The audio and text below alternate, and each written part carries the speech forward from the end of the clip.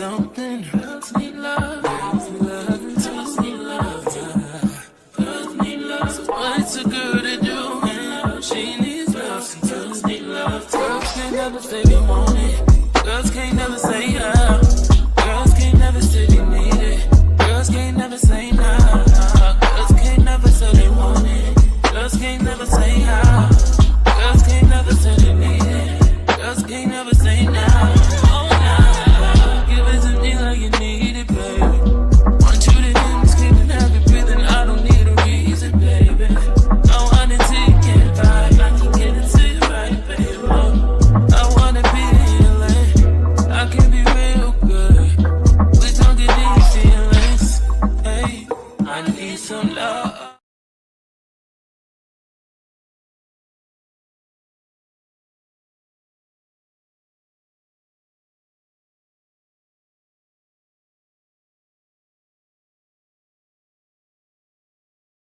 Address Whitney, because I'm gonna tell you something. Whitney came back in here, and Whitney mentioned Shaka Khan again. So I don't know what is going on with Shaka Khan. Whitney keeps mentioning Shaka Khan to me, and she said something else about Shaka Khan. It was like yesterday, and late over in the night, I started writing about it yesterday. And then I dreamt, and I saw Whitney, and she mentioned Monica, the singer Monica. I think she knew Monica. I'm not sure if she ever worked with the singer Monica before. Thank you, Dwayne. She also mentioned Jill Scott. So I wonder, something going on with Jill Scott and Monica. I know last time I checked, was it earlier this year? Or last year when Jill Scott married the man who they were going to a divorce, and the man wanted to take some of her money. So I don't know if it's that or some other kind of drama or trauma we don't know about. But Whitney keeps talking about, she wants to talk to Shaka Khan. So I wrote some of what she said about Shaka Khan. I mean, well, it's a lot she wrote about her, but out of respect, I'm not going to get into everything in public, like she said about Shaka Khan, but she keeps coming to me about Shaka Khan. I don't know what's going on. I know Shaka Khan is still alive. Shaka Khan is still doing shows. But she mentioned Warner Brothers and Sony. So, she was close to Monica and what's her name? Brandy. She brought those up. Hold on, I have to get my tea. If you want to, look at you see how pretty my gown is? You see? See how pretty my gown? You see how it's got all the sparklies? I love. It's got the sparklies up here. Oh, hold on, let me see if I can find this Whitney Houston one. Oh God, I hate when I do shit like this. Gosh. Y'all, if you can hold on for a minute, just give me a minute.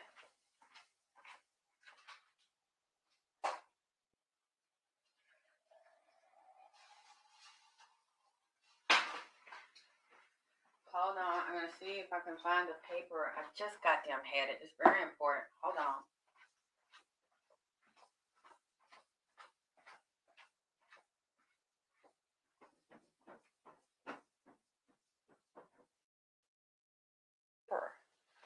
I'm so mad at myself because I don't lose my papers. I know it's right here in my face.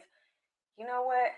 I believe that goddamn thing done hid my fucking paper because I was talking. Isn't one of the brothers' name? What's Whitney's two brothers' names? One, his name's Michael, and what's the one's name that married to Pat? Because I had wrote the goddamn shit down, and I believe that thing is playing tricks on me. Oh, God damn it! What's? I hit my candle. Can you tell me what's? Because I was talking about him. Do you know which brother? What's Whitney's brothers? It's irritating me. I'm mad at myself when I make mistakes or something, but I think I'm gonna come up with this paper. Watch and see. When we get off this live, I'm gonna come up with this paper. Gary, that's the thing was just fucking with me. It's this little bitty thing. This damn imp. You know what? Let me do my libations. Oh, you better give me my paper back. The thing in my paper. I know he hid my goddamn paper. The imp that be around Gary ass. Honey. Oh.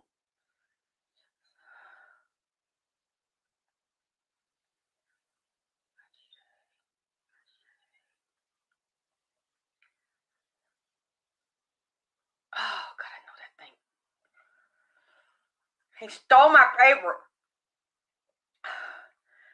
Oh, that little fucker. I didn't know he told me. I could hear him laughing now. He stole my paper. Let me tell you what happened. Oh, my goddamn candle. I was looking at goddamn Gary, because when they said I made the mistake and I apologized on YouTube, I said, okay. They were saying just one brother's a singer, but I realized both of them sing. Gary has sang backup for Whitney Houston. Tell me if I'm wrong, because I checked it, High Trinity, and Gary was not the front singer. He's married to Pat. But the other one, Michael, is it Michael, the one that was a front singer and a solo singer? That's the one that would be on stage, but it's behind some. I just fucking wrote it, and I know that thing came in. The imp did that goddamn shit.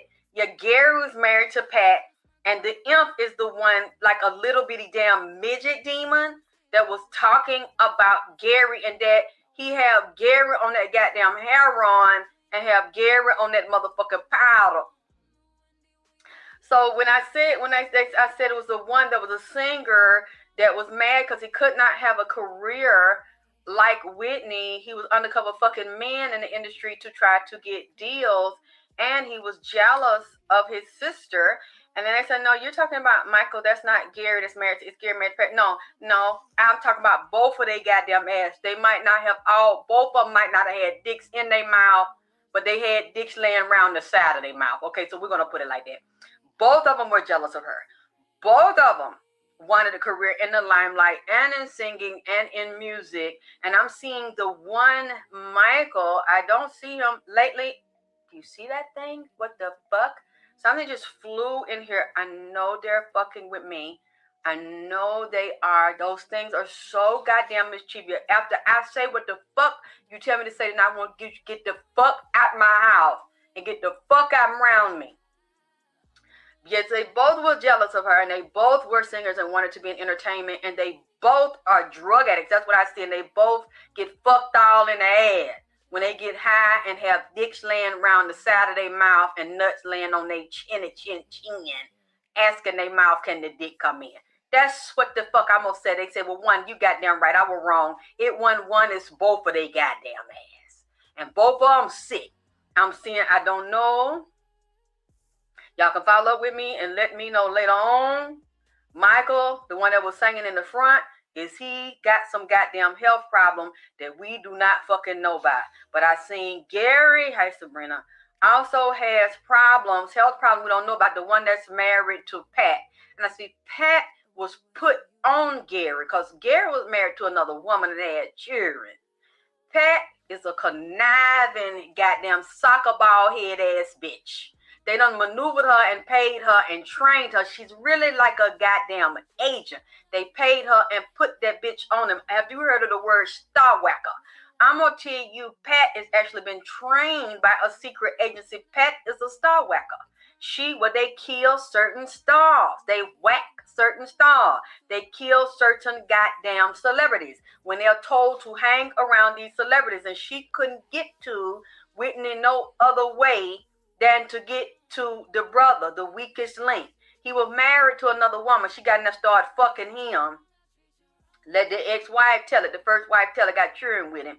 Started fucking and sucking and freaking and doing whatever and started drugging the nigga. The spirit told me the imp that he hid my damn paper. Now I don't know why he stole my damn paper. I hear him grabbing some. He giggling now, but gonna tell me the shit, then hide my damn shit. He told me the shit on the paper.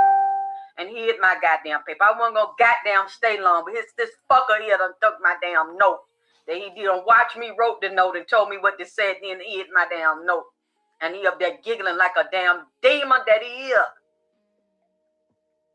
And he told me Pat was giving that man drugs, and he mentioned sodium pentothal. And mentioned heroin, which is what a morphine derivative, and come from what certain poppy seeds. So he telling me this, and I'm listening. I said, wait a minute. Pat was getting it to him, said we're getting it to him, and goddamn Whitney ass. This bitch is slick than a motherfucker, and a narcissistic, violent bitch. She done even whooped her husband's ass and be cussing him and threatening him. He's scared of her. She is her benefit to keep that man on that goddamn shit because she got Whitney Houston money where she was even slipping Whitney drugs in the goddamn house. That's what Whitney told me. That this fucker real goddamn sneaky, real goddamn conniving, and a motherfucking liar. Pat Houston can look you in your eyes and tell you a goddamn lie. Don't blink, don't move her body. This bitch has practiced at this shit. She's some type of agent, and the bitch don't have no feelings for nobody but herself. She is very goddamn narcissistic, and she wanted Whitney and Bobby Christina dead. Do you hear me? She wanted them that way, and she wanted to be as close to them as she could. Help drug a bitch and drug Whitney brother, keep him on that shit. Because a few years ago, they said he was down here in the car high. This nigga was getting high in the goddamn car. No. And then the little imp that told me to wrote this shit and told me about the drugs and how she shoot him up sometime. Now, I know they don't use the pentothal that much in the U.S., but, you know, people can get what the fuck they want to get. And one thing why I want to bring it up, because it reminds me of Nipsey and what Whitney said, is that this drug is good for hypnosis. Hypnotizing a bitch. Questioning this nigga, got this nigga saying all kind of shit when she get the nigga high, as well as having problems with reverse hypnosis. But a nigga don't even remember everything he said, or you goddamn ask him. And then the demon gonna tell me, the little imp, talking about he like to get him high on that fucking heroin and then tell him to sing. That's when the thing, I'm like, I believe, I said, wait a minute. Who got in my mouth? Who in my mouth? Who in my fucking mouth got my mouth long down with my tongue down on the left hand? Who in my mouth? Everybody said nothing. I'm looking around. What the fuck just got in my goddamn mouth? Told that man to sing it ABC when he was high, but the man's voice in his mind sound goddamn normal, but the nigga moving slow because he high on that shit. So what sound normal to him is down. I said, who got in my goddamn mouth? I'm tired of spirit jumping in and out of me like that. Just like fat jumped in and out of me. Who jumped in my goddamn mouth they cocked my mouth to the left. Then the imp came out, the demon to me. I make him sing. I let him get high on that heroin and get on that powder. Then I tell him to sing some song with me. I looked at Whitney. I said, Whitney, did the nigga sing when he get high on that shit? The demon have him like that? And then she told me, that's what he get. He put me on and said both of them were doing it with his goddamn man. So y'all thank y'all for correcting me, because I said it was one of them that were doing it. The one that was married to him. It was both of them motherfuckers. The one that was Whitney's brother that was married to Fat and still is. And the other one, all three of them is fucking junkies, and all three of them take dicks. You see what I'm saying? But them two men is sick. And she didn't feel sorry for him. You know, I said,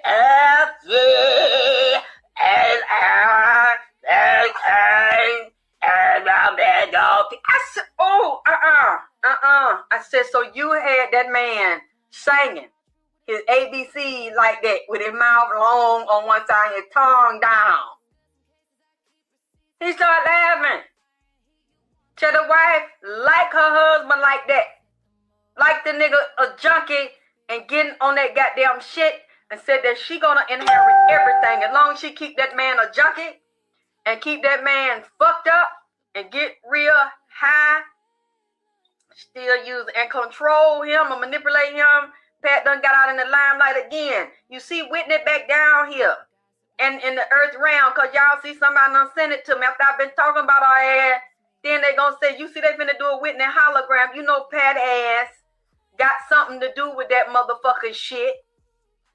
With the goddamn hologram finna come out in 2020 of Whitney. You see that? That's what Whitney was trying to tell me. You know, how this bitch is up to that goddamn shit again. And stealing that lady money, trying to make money off of Whitney's legacy and goddamn name. And I'm listening to this shit, and the damn demon up there giggling and told me he go over there and do that to him and torment that man. She helped. He already had it on when they were young, and they let their sister Whitney get tied up in that shit and crossed around and still thinking shit gonna go that way. And it looked like he said he either got a goddamn kidney problem, the one that's married to Pat, and may have to go on dialysis if this don't get straightened out, if he ain't already on it on the goddamn low. I said the nigga got some kind of liver problem. I don't know if nigga got hepatitis or what this nigga got. But said both of Whitney's brothers is suffering from some type of bad illness. See, I'm glad I remember a lot of it, because the thing done went in here and hid my damn paper. After he done told me that shit and ran my mouth over like that on the left. Just, I'm talking about out the blue, man. My mouth cocked. And I started singing the ABC. And cause I had been thinking about ABC, and I was singing them.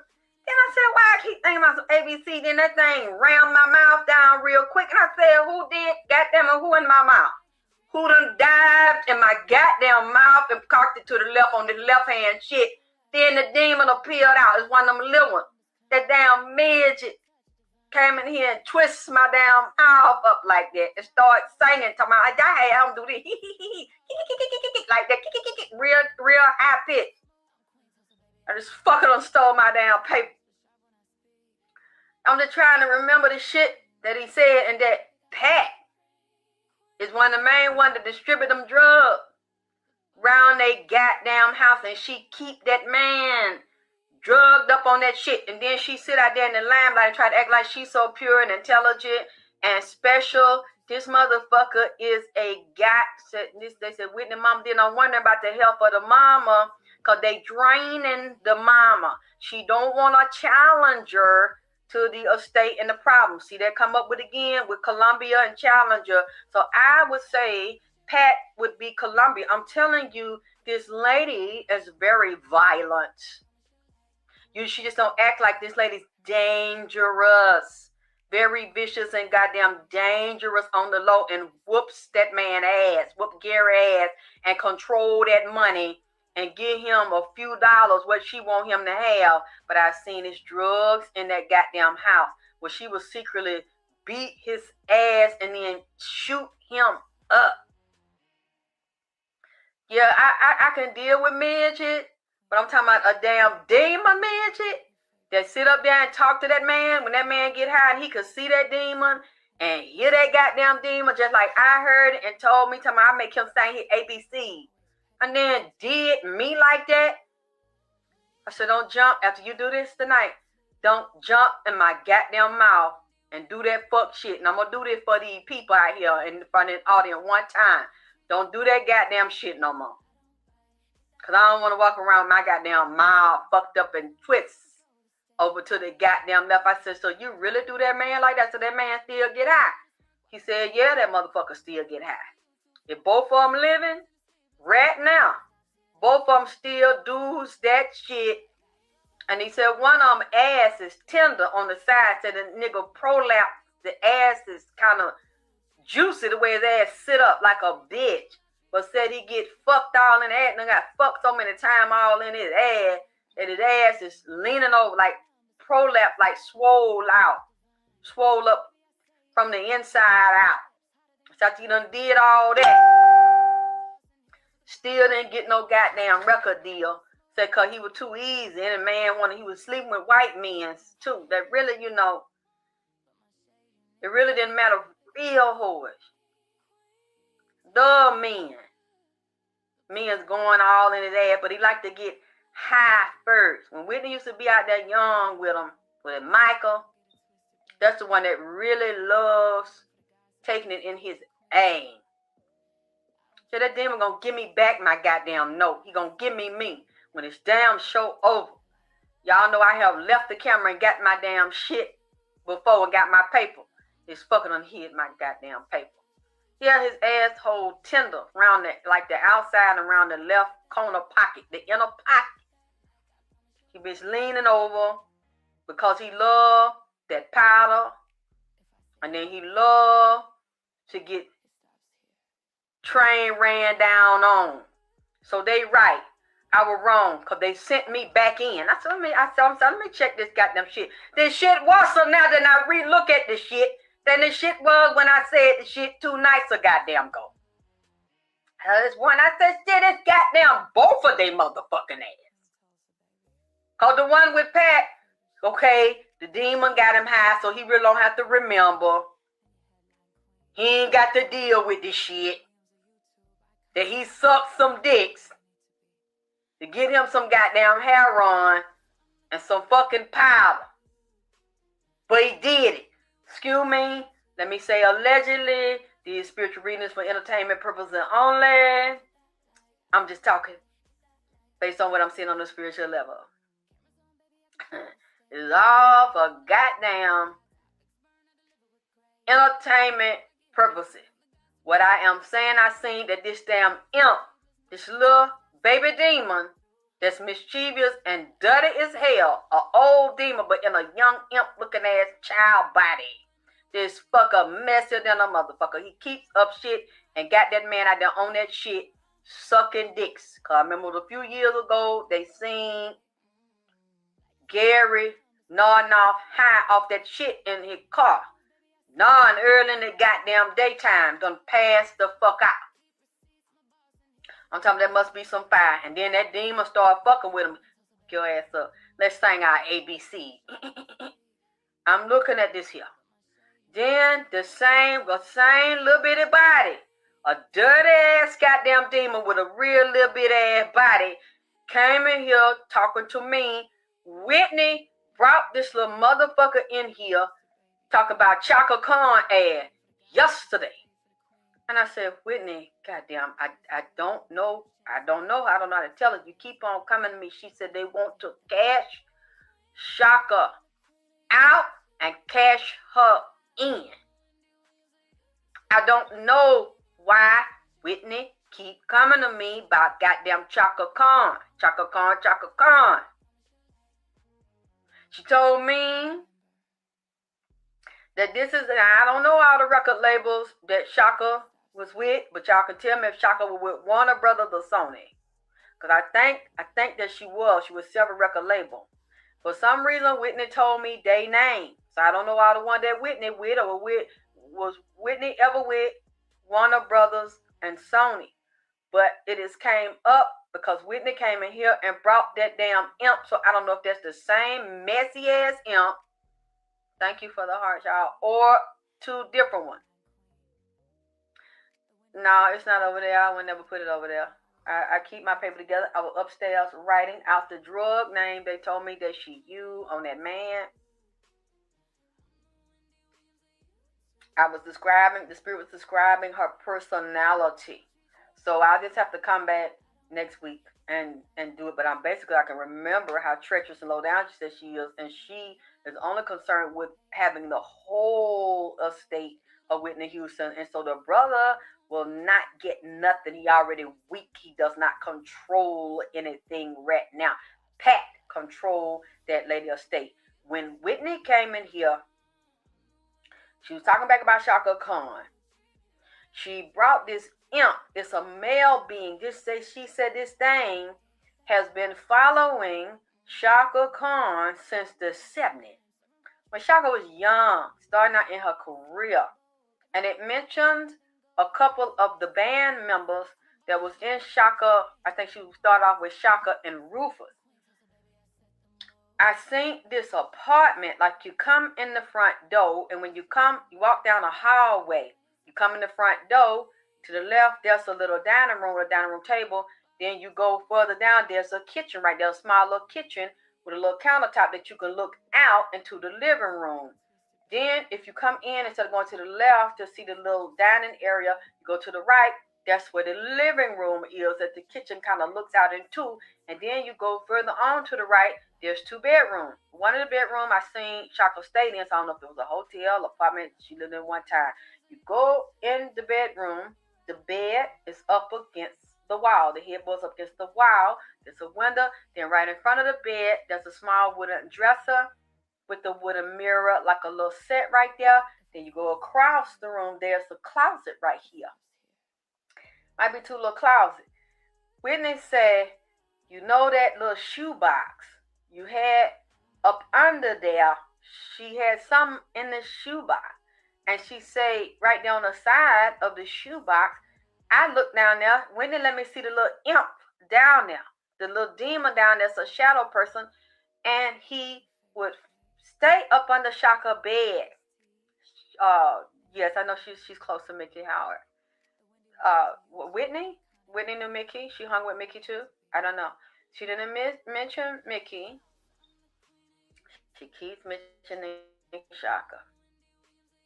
Like something's going on, or they want something to go on with Shaka's body and her health and her mind. They want to cash. Somebody's discussing this with one of these older record labels. So I don't know if that means they got some of her music, or they own some of the music, or share the rights to it.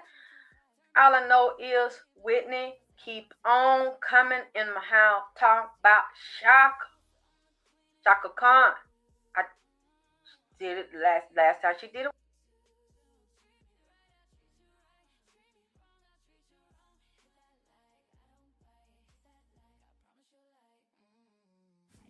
Hi, everyone. I'm Sloan from SloanBella.com, and 6 is a key playing time for the ending of this person's reign of power, systematically following through until that time frame, but completely eradicated at that time.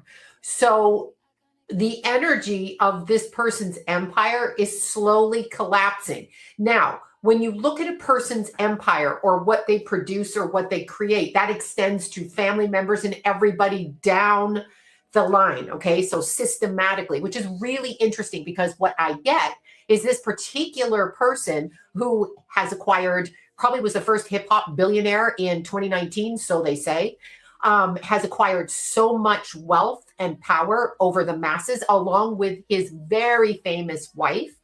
And when you look at it, they're very famous children, because of course, when the parents are celebrities, the children come into play in the public eye. But this particular person is winding down energetically. And I see a complete brick wall shut right in front of this person. So no matter how they try to get around what is coming for them, by the year 2036, we are done. So 2030, 2036. So as soon as we hit the agenda of 2030, 6 years later, we are done. So this particular powerful person no longer has reign over what is going on in the public eye, okay, or in the music industry. There is a complete takedown of this energy right now. And I go through so many people around him. It's not just him. He's the one that took the bait and took the power. But remember, when you take the power, they're always coming for your power. We see that everywhere we go. We see that in any business, little restaurants, all the way up to huge corporations, to huge public celebrities. So who am I talking about? I'm talking about Jay-Z, if you didn't figure it out, with his very famous wife. And there was a lot of stuff online that had him as a Pisces rising. You know me, I'm not going to buy that when you're that articulate. He's pretty articulate and pretty focused. Perhaps that's not going to be Pisces rising. I found other sources that put him at a Virgo rising, which makes perfect sense to me, given that he married a Virgo, and that Virgo plays an integral role in his power. So I'm talking about Jay-Z, who was born on December 4th of 1969. He is an earth rooster. Now, it's interesting because roosters are the bossies of the zodiac, Chinese astrology. They are the directors, the dictators. So they're going to tell you how it's done, which really, when you're in a position of power career-wise, this would be something that would be a benefit to your personality. So he is an earth rooster, controlled and possessed by earthbound things. Okay, so the things that we manifest on earth, you know, the money, the power, the fame that we're taught here. We're born into families and we just grow up and we're told, you know, you want to aspire to be this guy because he's a billionaire. And they all have fake stories. Now, I want to point that out. Fake stories about the nonsense on how they started and how they got to where they are. That's not entirely true. So I never want anybody to believe these stories of rags to riches bullshit, because it's bullshit. Anyway, energetically speaking, Jay-Z is a Libra moon, sun in Sagittarius, and Virgo rising. Now, what I found so interesting is he has Pluto on the ascendant. It's not a tight conjunction, but it is within orb of a conjunction. Okay, so orb degree of a conjunction. So when we have Pluto close to the ascendant, number one, that acts, regardless of the sign it's in, okay, it acts like a Scorpio rising. So we are never going to know the truth about this person because Pluto on the ascendant is like, I either invite you in or I shut the door. Okay, the door is being shut on him right now, by the way. Anyway, he is a Virgo rising, Pluto in Virgo on the ascendant. Now, Pluto is out of sign conjunction to the moon in Libra. Beyonce has a Libra rising, according to online, and she is a Virgo. So this makes perfect sense. Her sun sits on his ascendant. His moon, it's a mutual reception. His moon sits on her ascendant. On an emotional level, she is exactly what he envisions for himself. Exactly that. Now, he has an out of sign conjunction from Pluto to the moon and then conjunct Uranus. Now, that is very hard to control in Libra. It's also unique. So the way that he thinks on an emotional level and the way that his women are, starting with his mother, all the way back to his mother and any female relatives that kind of shaped who he is, it's an ingenious type of energy because it's connected to Uranus. And Uranus in Libra is creatively, well, number one, it's visually, creatively, artistically, aesthetically pleasing to the public. So there would be that. Now, Uranus is conjunct the second house. You can be damn sure this man uses astrology. I'm going to say that. He uses astrology and he makes his money in unique and odd ways, which he does have facets in clothing and alcohol, a lot like the P. Diddy shit, which is code for I need to get rid of mass amounts of money from other type of work I'm doing. And how do I do that? I open up businesses and I run my money through these different businesses. This is just what I see with this. So he's got Uranus conjuncting the second house. Neptune conjunct Venus in Scorpio. Oh my God. Okay. So anyway, Venus in Scorpio is a sex, like I want to get with you. Neptune is there, which adds a spiritual element and or a delusional element. Okay. Could be delusional or spiritual or spiritually delusional. Like this is my queen and I'm her king and we're going to be together as they act in public. In the lay terms with people in day-to-day life, Venus conjunct Neptune can be very difficult because you don't see the person as they are. You can hold them on a pedestal and devalue them equally as quickly, which can be very difficult for the relationship if you're the one being devalued or put on a pedestal, because nobody wants either one. You just want to be seen as you are, actually, technically. So we have Sun and Mercury conjunct in Sag. Now this is a smart man. This is smart and it's articulate. It's in Sagittarius. Now, because he's born on December 4th and has a Saturn retrograde in Taurus in the 8th house. So Saturn retrograde instantly, automatically removes the father's influence from your life. Now, what do I mean by that? It can mean you have a working father who does not have time to come home and spend time with the kids.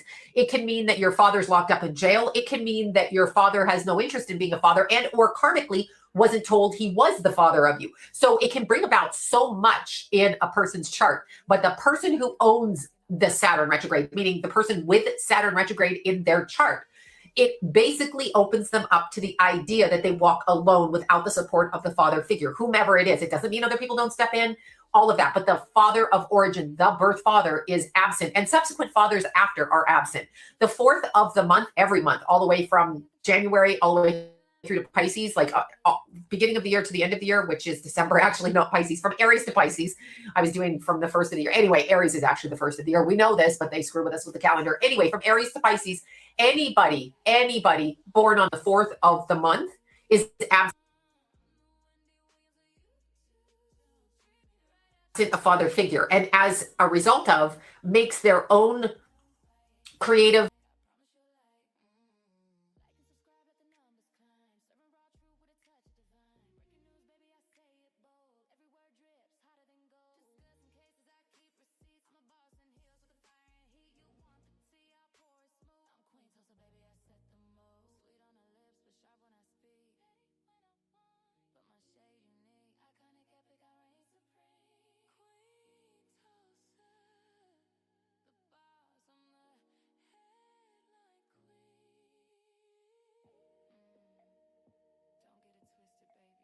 security at the hospital said, "Hey doc, we got to do a little cleanup first." I said, "What do you mean cleanup?" He said, "You and Bobby got to hold on a minute before you walk inside." I said, "Hold on for what?" He says, "Look up." When I looked up, I saw some guys in the trees. He said, we got cameramen in the trees all around this Peachtree Hospice Care Facility Center right down here in Atlanta, okay? And there was people in the trees, and I didn't know it. There was, honestly, when I showed up at the Peachtree Hospice Care Center, there were 1,500 photographers. Yes, oh yes. I said about 1,500. It's a sea of photographers. Flashing, flashing, flashing, flashing. Okay? Wow. And so they had to do a little cleanup, and the security guy said, look up in the tree. And we saw a guy up in the tree, and he had like 4 or 5 big pillows, and he had himself prop, and he looked like he had a $200,000 camera, and he was leaning like this, leaning straight toward Bobby Christina's window. So they had to get a few guys out as much as they could out, and then I went inside. When I walked inside, Pat Houston had agreed. She agreed, and the doctor, the chief head CEO of the hospital, had agreed to allow me to come in and help, because Bobby said he's bringing this person in. So he had to go and talk to those people, make sure they agreed so I could come and do the work, right? What's the point of having me fly away down here if he can't do anything? So as I was going into the room, Pat Houston started going crazy. Oh, blah, blah, blah, blah, blah. He can't go in. He can't, da, da, da, da. And Bobby looked at her like, what's your problem? And she go, he can't, da, da, da, he can't, da, da, da. And then the security at the front, at the desk right there, to Bobby Christina's room, the security guys at the desk said, hold it. He said, we know, Pat, that you don't want this man here, but this is Bobby Brown's daughter, and he has the right to bring a visitor in if he wants to. So they overrode Pat and basically told her to get out of here and shut up. Yeah. And when I walked into the room, the first thing I noticed was I took a walk around the facility before I walked in the room, meaning I walked around the facility, nursing care. And what I did was, because my father was the chief of the VA hospital for 45 years. So I took a little walk around, did my own little perusal, and I'm looking to see what kind of care, what kind of cleanliness, what kind of what's going on with this facility. Mm-hmm. And I noticed that just about everybody in there has some form of food, something to intake. But I noticed when I went in Bobby Christina's room, Princess Bobby Christina, the first thing I noticed was, here's a young lady in a bed. I want to start crying. She's in a bed with nothing connected to it. I don't see no source of nothing. It looks like food. I don't see IV bags. I don't see food trays. I don't see nothing. So the first thing that immediately hit my brain, like I said, my father was hospital chief. Mm-hmm. How's this person being fed? Are you guys depriving her, denying her food? That's the first thing that went to my brain. I don't see any old trays, no old this, because you always see something a little left over, you know what I mean? I don't see nothing in here. And so I walked around and I didn't see the IVs. So I said to Bobby, Bobby, I need to get started. He said, what are you going to do? I said, I'm going to do a few things here. And I did some pressure points with her. If you hold out your hand like this and I squeeze, hold out your hand, lean over just a little bit. I'm going to squeeze your hand in the camera. I'm going to do it so the camera sees. You see right here, that web skin right there? Mm-hmm. That skin right there I'm squeezing? In between each finger is skin. Mm-hmm. This is a pressure point. When I squeeze through right here, through the thumb right here, that opens up the heart. When I squeeze through here, it opens up through the bladder, through the liver, and through your kidney. If I squeeze hard, I can feel the pain in your brain. The pain that you feel, I can feel it. I feel it in your fingertips. So I teach young children how you can squeeze pressure points. Look at me, ladies and gentlemen. Here, if you didn't see good there, I'm doing it again. You see that little web? It looks like a web between the two skins. Squeeze it as hard as you can. You can't put enough pressure to it and make it hurt. And the more it hurts, it lets you know that one of your organs is down. Your heart's down, your liver's down, your bladder's down, your kidney's down. Let me tell you how they did it back in the days. Let me tell you how they did it with the Africans and the people they made slaves in America. They would take the African and put him up on this big post up here, and he's standing up there right before they're hanging him and trying to decide, we're going to hang this slave, we're going to keep him. You know what they do with the Africans? They open up his mouth. And when they look at your mouth and pull up your gums, if your gums are black and purple, you got kidney, liver, bladder problems. So I want everybody to go like this and pull up your gums. If you don't see pink and you see purple and black and this and that and this and that, you got problems. And it occurs to me sometimes. Sometimes I'll get a little area go dark, and that lets you know you got to clean it up. Okay? They also took the black man and they would look at his balls and his testicle and penis, and the way it hung told them whether he was a strong person or not. If it hung too far, just hanging down, they go, oh no, let that slave go. He's going to die in 6 months. Take him on out. He's not going to be able to do any work for us. They know it just by looking at your balls. They know it just by looking at your gums. So I'm telling people, we can learn things. Also between your toes. Each toe has a web skin between it. And that's exactly how I got started with Princess Bobby Christina. She was in a coma. So I started with pressure points, squeezing as hard as I could. And you know what I did? I squeezed each hand, both hands. No response. Squeeze the right leg. No response. When I start squeezing the left leg, Bobby Christina, boom, kicked. She was dead asleep, but she kicked out so hard. And when she kicked, It was kind of like a mule. I call it like a mule kick, like bam, it's like super hard, right? And I'm right in front of her when she kicked. So when she kicked, the power was coming so strong. I used to be in karate, so I'm good for dodging, okay? But anyway, so when she kicked, I did a little dodge like this, and I started laughing. And Bobby said, Doc, what's so funny? I said, Bobby, I said, I'm laughing because I think I should have jumped.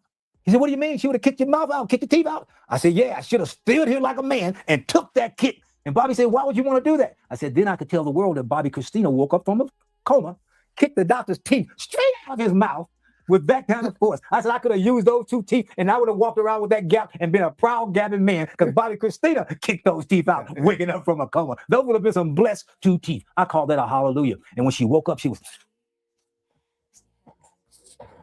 looking at me really mean and really mad. And Bobby said, my daughter is looking at you. He said, Bobby's looking at you like she's really upset with you. He said, Doc, what's going on? I said, Bobby, what's going on is your daughter just went under the same equivalency as if I came to you right now and stomped on your toes with some paratrooper steel-toe boots. You know what those paratroopers, those old boots with the steel? I said, if I came and stomped down on your toe, that's exactly what she felt. I said, but Bobby, I had to do it to wake her up. I said, she may be mad at me, but she's alive. Yeah. He said, what we gonna do now? What we gonna do now? I said, Bobby, come on over here. Come over here. Come over here. So I took Bobby, and I'll show you guys. There's a space in the back of your head. If you take your finger and you put it right back here, there's a gap. There's a space right back there at the base of your head, and it feels like a little indenture hole right in the center. Mm-hmm. In that center, I said, Bobby, put your finger right there. It's a base where your head and your neck meet up. There's a little gap space right there in the center. I want everybody to touch it. And I want everybody to take your finger and move your hand. You do it right now. Move your finger around that. Mm-hmm. And when you do it, it feels like a serious massage to your brain. Mm-hmm. Am I right? Mm-hmm. I said, Bobby, take your finger now that I got to work awake. I said, God's got to awake. Keep moving your finger right there in that spot. And Bobby kept circling it. And as Bobby was doing this, guess what she was saying? She started to say, excuse me. But as Bobby was doing this, she started saying, Daddy, Daddy, Daddy. She screamed, Daddy, so loud. And when she was screaming, Bobby's face was this close to his daughter. He was 2 inches from her eyes. And she was screaming, Daddy, Daddy, like, help me, Daddy. I'm back, Daddy. What am I going to do, Daddy? When she screamed that was the most glorious moment of my life. Because that was a hallelujah. That let me know that she was back. She knew her dad's in front of her. She wanted to be in her dad's arms. And she was screaming, Daddy, Daddy, Daddy. So she screamed so loud. People out there watching this video, I'm not going to apologize. I'll just say whenever I speak this portion, this part of what happened in the situation, it's almost impossible for me to tell you without crying. Because a 23-year-old girl laying here in the bed, and these people trying to take her life away. God told me that you can get her back up. I prayed for 6 months to go help Bobby Christina. I knew that nobody else could help her but me. I knew I was the only one that could do this, okay? And so at the hospital, when she woke up and was screaming, Daddy, Daddy, Daddy, people out in the hall, everybody heard of that. Whoa, whoa. I mean, it's like ring the bell, Bobby Christina's awake. Pat Houston walked in the room. She walked over to Bobby Christina, Princess Bobby Christina. I call her princess because man put her in a state to try to snap her out of her life, okay? She's a princess. So Pat Houston walked closer to her, got really close to Princess Bobby Christina. And the closer Pat got to Princess Bobby Christina started doing this. I'm telling you exactly, showing you exactly what she did. She was laying down like this, with her eyes open, looking at everybody. And when Pat walked over to her, she started going,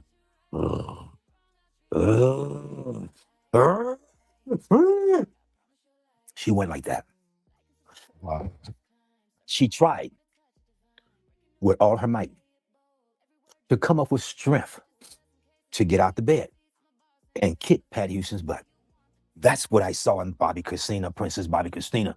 If she could, she would have got out of that bed and tore that woman alive, tore to pieces. No. And so Pat, this is what she did. You got to hear this now. Pat Houston, the funny part was, Pat Houston, she looked Princess Bobby Christina straight in the eyes, and she did like this, slowly, starting backing up. She backed away from Princess Bobby Christina. She didn't like other people do, turn around and walk away. No, she backed her way out of that room. She didn't want to take her eyes off of Princess Bobby Christina, because she thought she may get out and snap her eyes out.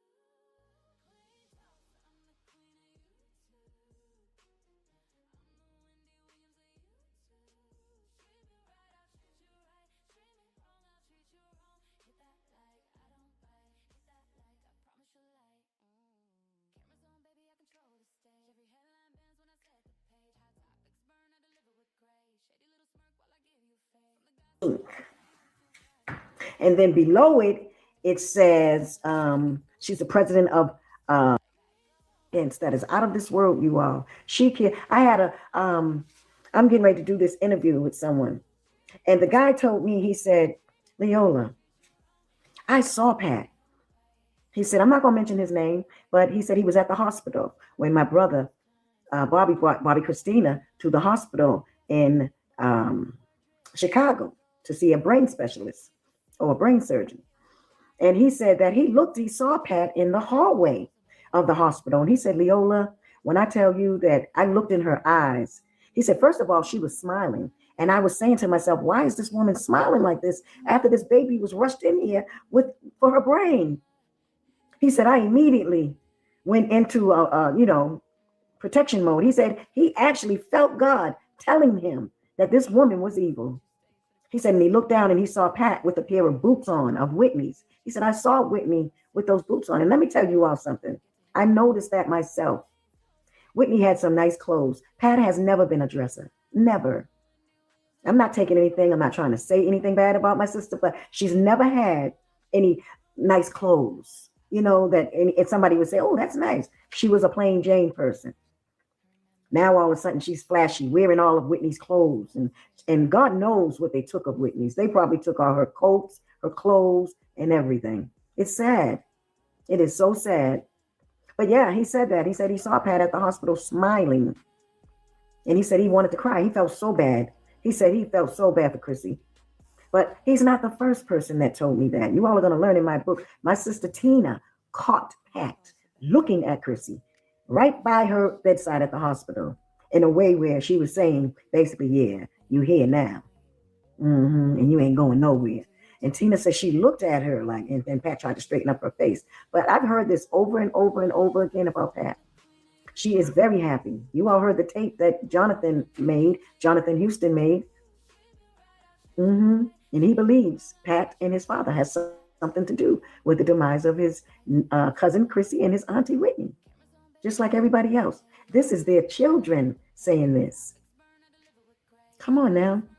When that tape was revealed, when Pat was in the back talking about Whitney, how can you say stuff like that? How? Because she doesn't care, you all. She doesn't. And she don't care about me speaking like this. Pat really doesn't. She's that evil. She's got that evil streak in her. There's no remorse. No. She's not going to have no remorse until God does what he's about to do for her.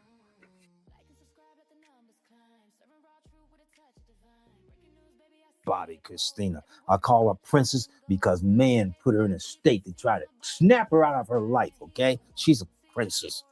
So Pat Houston walked closer to her, got really close to Princess Bobby Christina. And the closer Pat got to Princess Bobby Christina started doing this. I'm telling you exactly, showing you exactly what she did.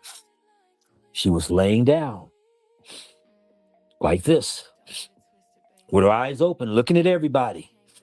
And when Pat walked over to her, she started going, "Ugh, ugh, ugh, ugh." She went like that. Wow. She tried with all her might to come up with strength to get out the bed and kick Pat Houston's butt. That's what I saw in Bobby Christina, Princess Bobby Christina.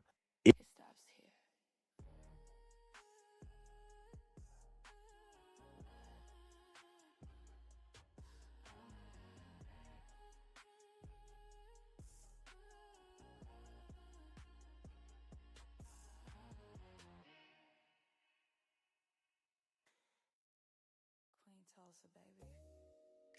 Your favorite shade. Your hottest tea.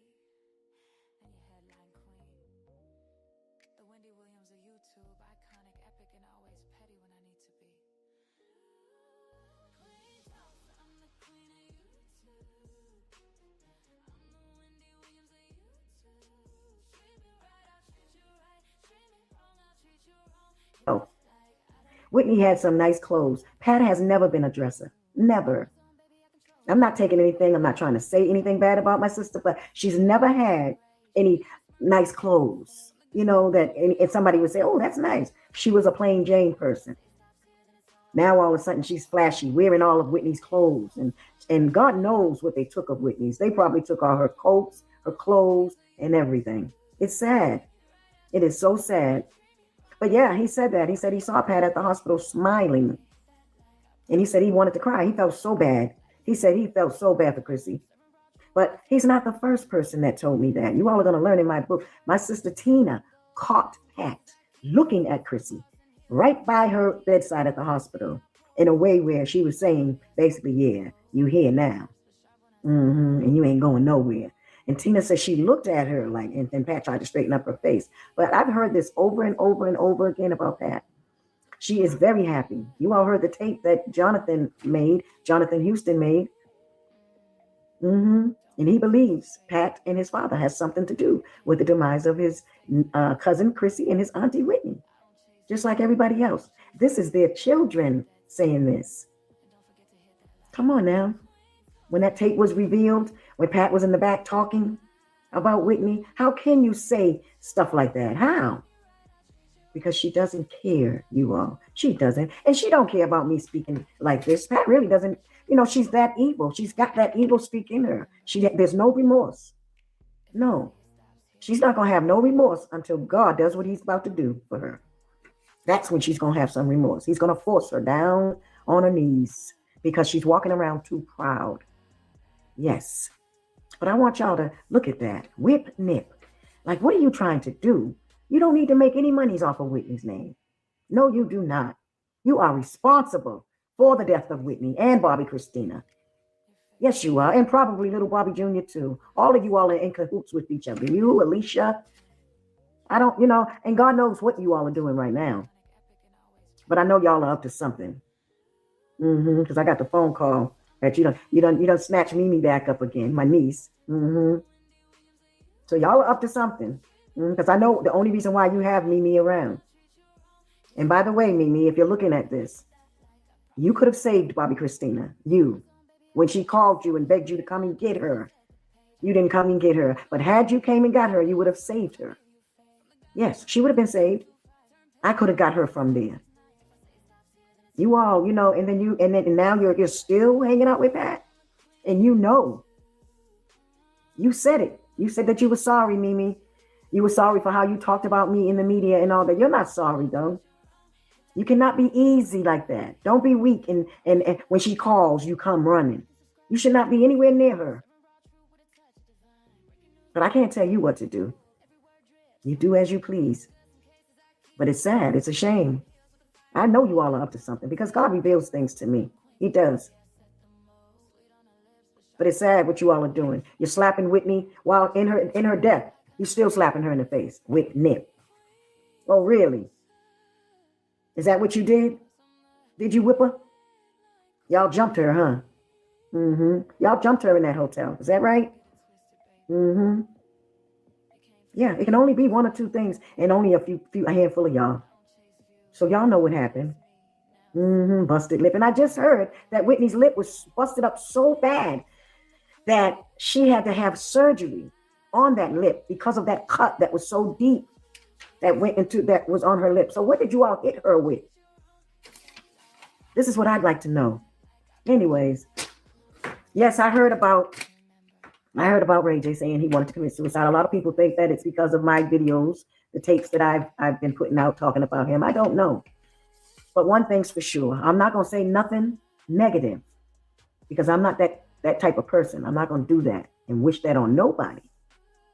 But God is here for us all. Well, everybody has to repent for their sins. They're going to catch up to us. Yes, they are. I would encourage everybody to flee to God right now because it's that time. We have to. And we have to stop this nonsense of the evil that we're doing and the trickery and, trying to make people believe that we're one way and we're really not. That's what Pat Houston is doing right now. She's telling the whole world, basically, she don't give a damn about Whitney. Never have. Never have. There's a lot that she has done to Whitney. And she's not remorseful. I would think she would be remorseful, but she's not. And I see what she's doing. Okay, so you created a company called Whip Nip Inc., huh? What you gonna say? Oops, I'm sorry. That's a mistake. I meant to say Wit Nip. Wit Nip. No, you didn't. You don't make that mistake. That P is way away from the T. You couldn't make that mistake. No, that doesn't happen. That does not happen. But that's okay because God is here. He's coming for us all. And everything we do, we're gonna have to pay for it. Yes.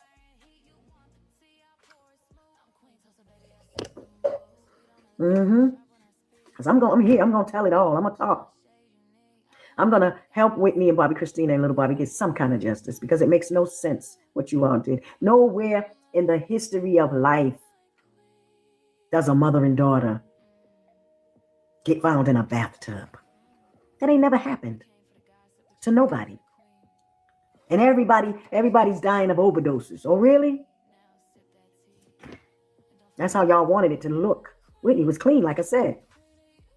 Y'all did so many things to my niece. It's so sad. And Pat, I know all about that show. I told Chrissy not to do it with you. She said, Auntie Lily, I just did it because she kept begging me for money.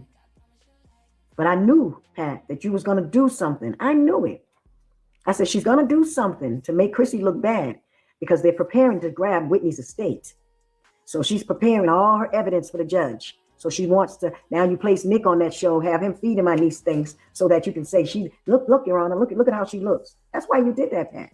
You brought that girl on to make Chrissy jealous so that would start conflict with Chrissy and Nick.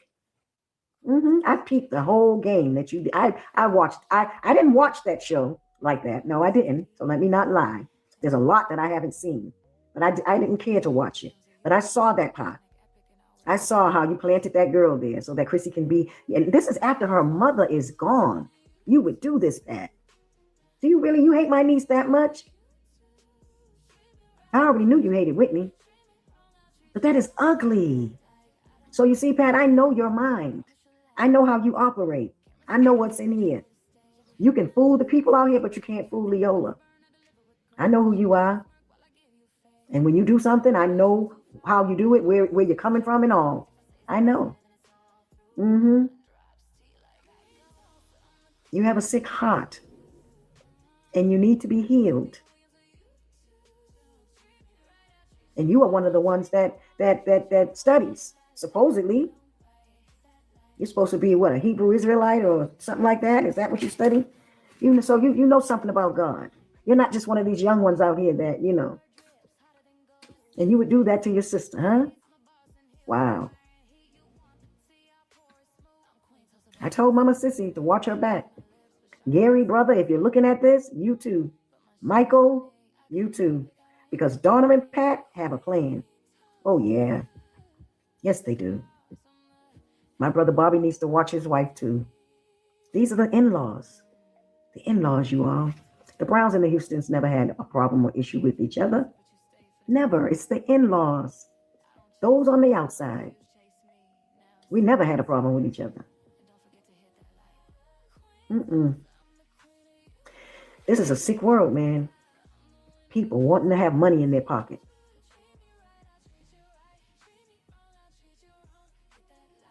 God got something for us all. With these ill hearts, he's got something for us. All that has to be removed up out of us. All that sickness, it's a disease in the heart. It's a disease. Yes, it is. I heard a lot of things. A lot of things. Oh, and that's another thing. I wanted to say this. Pat, Nikki told me about how Mama Sissy invited you and Gary to her house for dinner after the death of Whitney. And you all flew in from Atlanta. And Mama Sissy said, tell me what happened to my baby. And you two jumped up and said, we didn't come here for that. Oh, that's what you called us here for? We didn't come here for that. You knew Whitney didn't want to be here no more. And walked out the door and left Mama Sissy standing there like that. You know why? I told Mickey. I said, you know why they did that? Because they couldn't face Mama Sissy. They had to get up out of sight. They couldn't face her. They didn't want to face her because they had did what they did. But the plan from the beginning, I figured it out. You all were going to say, you all said, that was plan A, to get Chrissy first. And then you were going to say Whitney found her, so Whitney committed suicide right after that. But Chrissy came out of that bathtub. Oh, yeah. See how smart Leola is? Yeah, you know I got it right. But see, Whitney had caught on to you guys, and that's why you didn't want her out of that hotel. Oh, yeah. The book is coming, though. The book is coming. I'm telling it because I know what happened. I know why Whitney was looking for you all. She's looking for you. She's looking for Ray J. Ray J said in the media he regretted the missed phone calls. Pat, you sat in front of Oprah and said you didn't answer her phone call all that day because you knew why she was calling you. You knew. You knew what Whitney wanted, but you couldn't answer her. I knew what she was going to ask you. I know exactly what she was calling you for. And you ducked her. But at the same time, Ray, this is to your brother Ray, Pat. And with all due respect, Ray, you know I respect you. Always have. But come on, man. We all know. We know that you know something, Ray. You were Whitney's security. And that's one thing Whitney never deviated from. She never.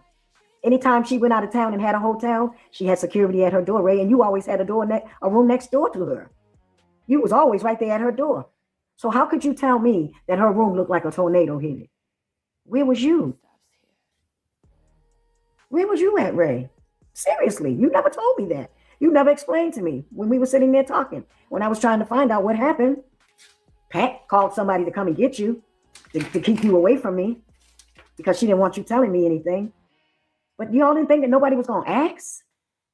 We know how everything goes and operates out on the road with Whitney. Her room looked like a tornado hit it. So I guess that's when Pat and Gary went in there and moved stuff in and out because I already know what they did. My nephew Gerard Brown told us Pat and Gary was taking stuff out the room, putting stuff in. Y'all stepped over Chrissy. He said y'all wouldn't even help him with Chrissy. She fell on the floor crying. And y'all just stepped over her. Oh my God. While Whitney's body laid there dead, you all are running in and out of the room, taking stuff, putting stuff in, staging stuff, see? Because Whitney was clean. The autopsy said that. So y'all made it look like there was a little drug thing going on. You know, why would there be drugs in a hotel room with a person and it not be in their system? So Pat and Gary, you all planted those drugs there. Yeah, you all did. And I don't even believe that was Whitney's room that she was in. No, I don't believe that was Whitney's room. I'm going to tell everybody what I believe in the book. But that was dirty. That was very dirty. Yes. See, I said some things you didn't think I knew about, huh? Yes. And Ray J, with all due respect to you, my brother, I don't know what they told you or who's telling you what, but you don't know me, brother. You don't know me. Don't believe what you hear. Because I have always been the type of person to speak my mind. If you know anything about me, go ask my brother Bobby. Can't nobody stop me from speaking out on the truth. No. Your mother cannot scare me with all the threats. If I speak out and mention Ray J's name, she's going to sue me. You can't sue somebody for what is true. No, you can't. So I'm just saying, you know, everything is going to be revealed. I have to tell what you did because my niece was rushed to the hospital. Yes. And you forced that on her. That's what makes you so guilty, because you wouldn't take no for an answer. Okay, you can't do that to people. We loved my niece. We loved Whitney. We love our family. Don't you love your family? If somebody was to do something to your child, how would you feel? You would feel the same way. So don't nobody come at me telling me I should shut my mouth and all that. No, you don't get to do that. You don't get to do that to my family members and then think we're going to keep our mouth shut. No, you do not. You are not God. I'm sorry. You are not God. And if you know anything about me, I don't sweat nobody. I don't care nothing about you being an entertainer or, you know, famous and all that crap. I don't care nothing about it. No, because the real stars are the people of God. That's the real stars in the world. Okay? At the end of the day. But yeah, you guys, I want you all to check that out. Check that out and look at that. And look what Pat did. Whip, nip, ink. And then she says, and on the same page, under it, wit, W-H-I-T. So I guess she's saying, you know, that's a message to you all that she whipped nip. That's all that is. She didn't make a mistake. That's not a typo. That's not a typo, baby. No, sir. That P is way away from the T. You didn't do that by accident. I just wanted to point that out. But I got some more videos coming. I just wanted you all to see that. Okay? Look at that.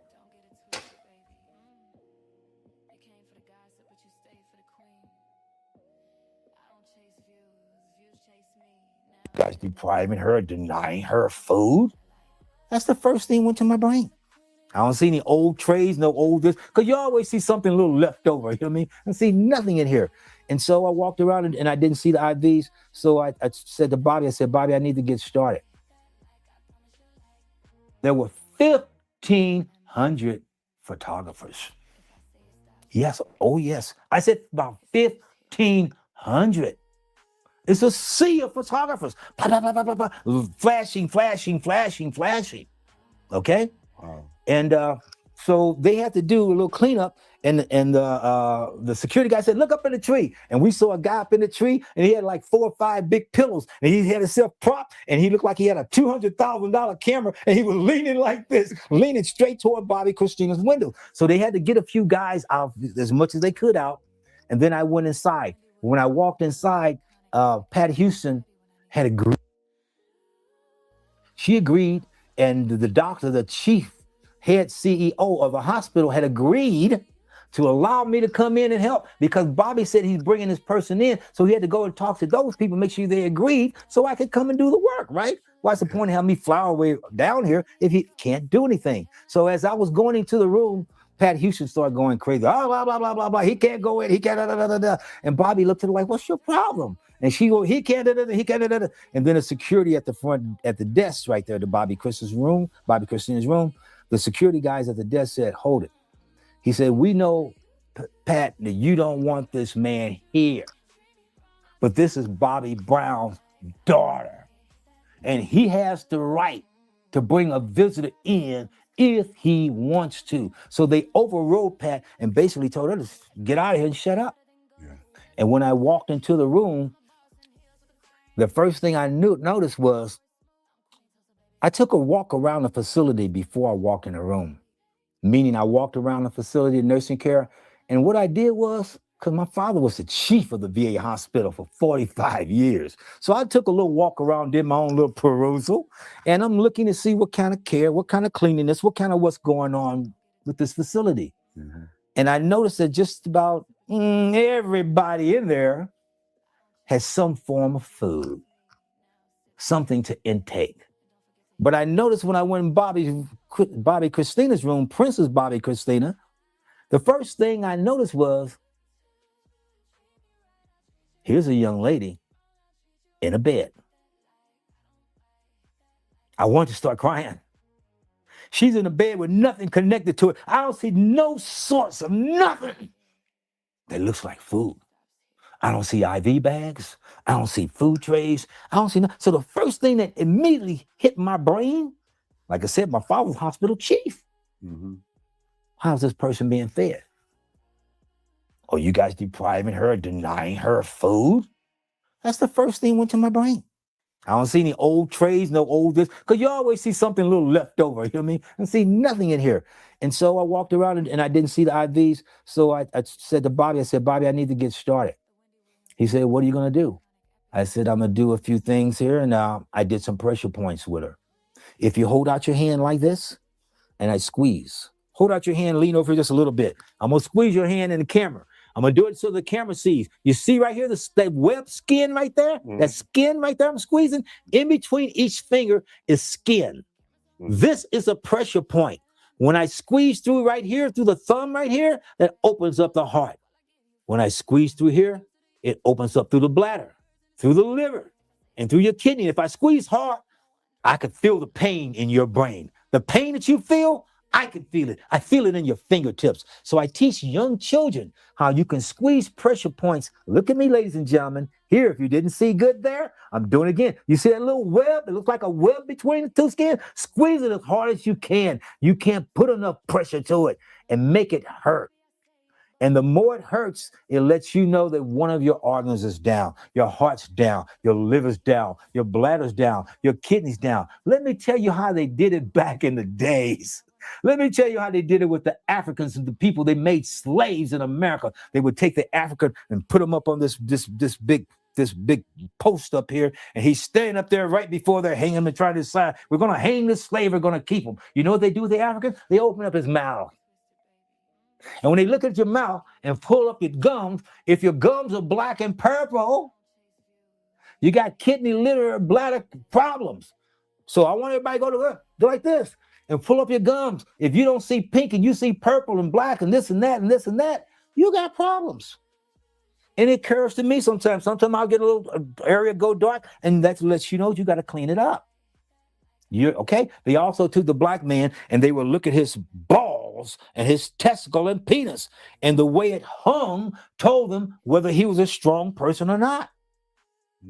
If it hung too far, just hanging down, they go, oh no, let that slave go. He's going to die in 6 months. Take him on out. He's not going to be able to do any work for us.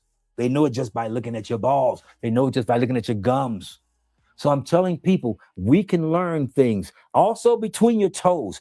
Each toe has a web skin between it. And that's exactly how I got started with Princess Bobby Christina. She was in a coma. So I started with pressure points, squeezing as hard as I could. And you know what I did? I squeezed each hand, both hands. No response. Squeeze the right leg.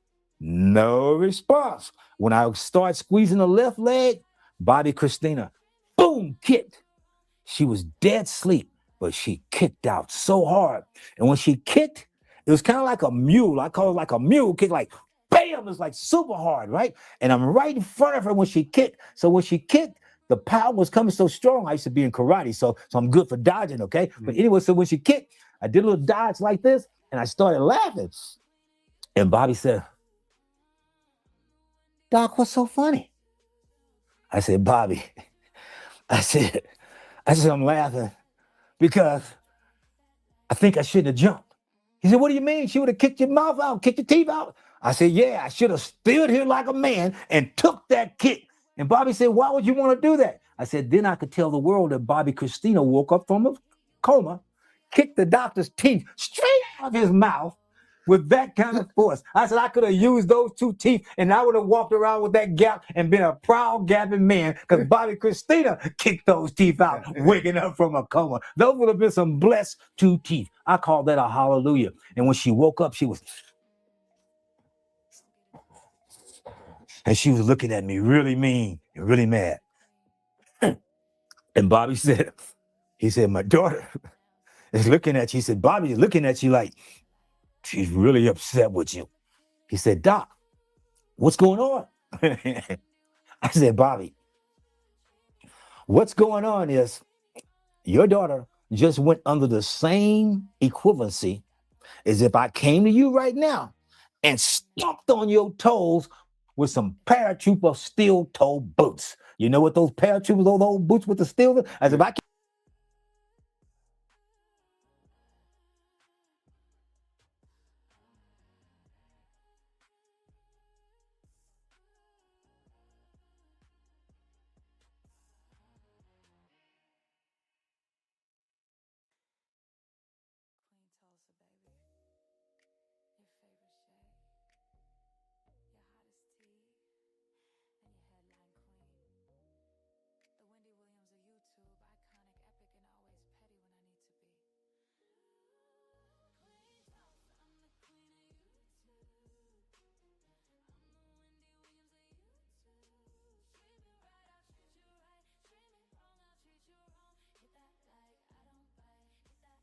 Thank you.